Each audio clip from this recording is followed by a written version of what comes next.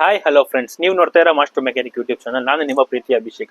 ಇವತ್ತಿನ ವಿಡಿಯೋದಲ್ಲಿ ನಾವು ಯಾವ್ದ್ರ ಬಗ್ಗೆ ತಿಳ್ಕೊಳ್ಳಿಕೊಟ್ಟಿದ್ದೀವಿ ಅಂತ ಫ್ರೆಂಡ್ಸ್, CMP ಸೆನ್ಸರ್ ಅಂದ್ರೆ ಏನು, ಅದನ್ನ ಯಾವ ರೀತಿ ಇನ್ಸ್ಪೆಕ್ಟ್ ಮಾಡೋದು ಅನ್ನೋದ್ರ ಬಗ್ಗೆ ಸಂಪೂರ್ಣವಾಗಿ ತಿಳ್ಕೊಳ್ಳಿಕೊಟ್ಟಿದ್ದೀವಿ ಫ್ರೆಂಡ್ಸ್. ತುಂಬಾ ಇಂಟ್ರೆಸ್ಟಿಂಗ್ ಆಗಿದೆ, ಮಿಸ್ ಮಾಡಬೇಡಿ. ನಮ್ಮ ಚಾನಲ್ ಮೊದಲೇ ಸತಿ ಭೇಟಿ ಮಾಡ್ತಾರೆ, ಸ್ಮಾಲ್ ಸಬ್ಸ್ಕ್ರೈಬ್ ಮಾಡೋದ್ರ ಮುಖಾಂತರ ಬೆಂಬಲಿಸಿ ಫ್ರೆಂಡ್ಸ್. ಬನ್ನಿ ಫ್ರೆಂಡ್ಸ್, ಸ್ಟಾರ್ಟ್ ಮಾಡೋಣ.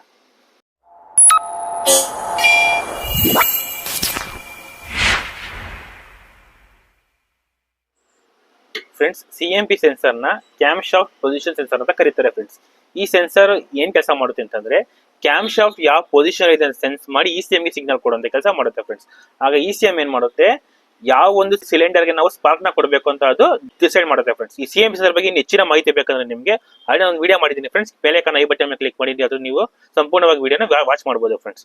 ಇವಾಗ ಇನ್ಸ್ಪೆಕ್ಟ್ ಮಾಡೋದ್ರ ಬಗ್ಗೆ ತಿಳ್ಕೊಳ್ಳೋಣ ಫ್ರೆಂಡ್ಸ್. ಬನ್ನಿ ಫ್ರೆಂಡ್ಸ್, ಇದನ್ನ CMP ಸೆನ್ಸರ್ ಅಂತ ಕರೀತಾರೆ.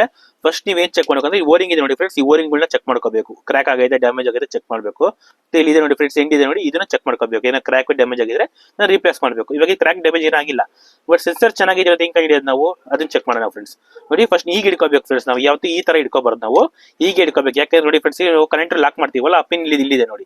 ಹಾಗಾಗಿ ನಾವು ನಮ್ಮ ಫೇಸ್ ಕಡೆ ಹಿಂಗ್ ಹಿಡ್ಕೋಬೇಕು ಫ್ರೆಂಡ್ಸ್. ಓಕೆನಾ? ಅವಾಗ ಏನಾಗುತ್ತೆ, ನಮ್ಗೆ ಇದು ಮೊದಲನೇ ಪಿನ್ ಆಯ್ತು, ಇದು ಎರಡನೇ ಪಿನ್ ಆಯ್ತು, ಇದು ಮೂರನೇ ಪಿನ್ ಆಯ್ತು. ಇದ್ರಲ್ಲಿ 3 ಪಿನ್ ಇದೆ ಫ್ರೆಂಡ್ಸ್. ಓಕೆನಾ?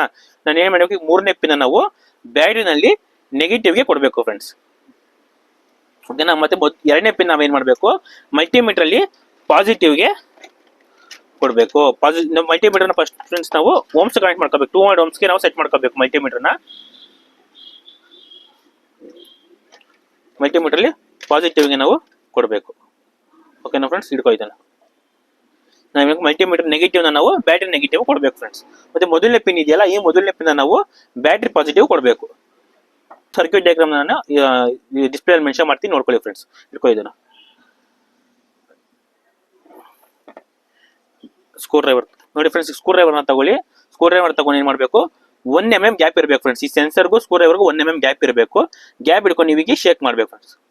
ಶೇಕ್ ಮಾಡಿದಾಗ ನಿಮ್ಗೆ ಎಷ್ಟು ಬರಬೇಕು, 220 ಓಮ್ಸ್ ಗಿಂತ ಕಮ್ಮಿನೂ ಬರ್ಬೋದು, 220 ಓಮ್ಸ್ ಬರ್ಬೋದು, ಮತ್ತೆ ಜಾಸ್ತಿನೂ ಬರ್ಬೋದು, ವೇರಿ ಆಗ್ತಾ ಇರ್ಬೋದು ಫ್ರೆಂಡ್ಸ್. ಮತ್ತೆ ಓಪನ್ ಲೂಪ್ ಬರ್ಬೋದು. ನಿಮ್ಗೆ ರೆಸಿಸ್ಟೆನ್ಸ್ ಬರ್ತಾ ಇದೆ ಅಂದ್ರೆ ಚೆನ್ನಾಗಿದೆ ಅಂತ ಅರ್ಥ ಫ್ರೆಂಡ್ಸ್. 1 mm ಹಿಡ್ಕೊಂಡು ನೋಡಿ ಫ್ರೆಂಡ್ಸ್, ಅಲ್ಲಿ ನೋಡಿ 229.2 ಬಂದಿದೆ ನೋಡಿ. ಹಿಂಗಿದೆ ಓಪನ್ ಲೂಪ್